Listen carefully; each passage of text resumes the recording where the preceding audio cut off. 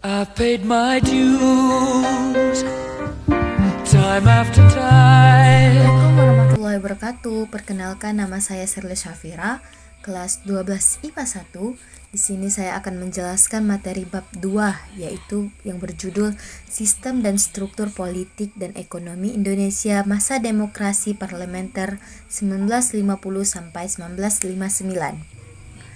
A. Perkembangan politik masa demokrasi liberal. 1. Sistem pemerintahan. Bangsa kita sebenarnya adalah bangsa pembelajar.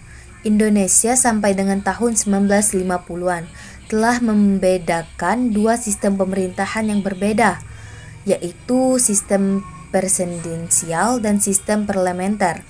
Salah satu ciri yang nampak dalam masa ini adalah sering terjadinya pergantian kabinet. Mengapa sering terjadi pergantian kabinet? Hal ini terutama disebabkan adanya perbedaan kepentingan di antara partai-partai yang ada. Perbedaannya di antara partai-partai tersebut tidak pernah dapat tersekaitan dengan baik, sehingga dari tahun 1950 sampai tahun 1959 terjadi silih berganti kabinet, mulai kabinet Natsir atau Masyumi tahun 1950 sampai 1951, Kabinet Sukiman Masyumi 1951-1952, dan masih kabinet-kabinet yang banyak yang lainnya. Yang kedua ada namanya sistem kepartaian. Partai politik merupakan suatu kelompok terorganisir yang anggota-anggotanya mempunyai orientasi, nilai-nilai, dan cita-cita yang sama.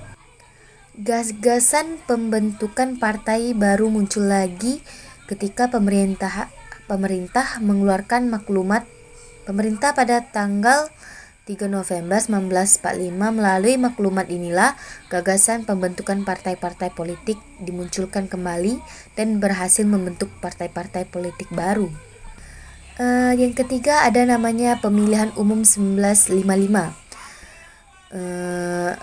Pelaksanaan pemilihan umum pertama dibagi dalam 16 daerah pemilihan yang meliputi 208 kabupaten, 2.139 kecamatan, dan 43.429 desa.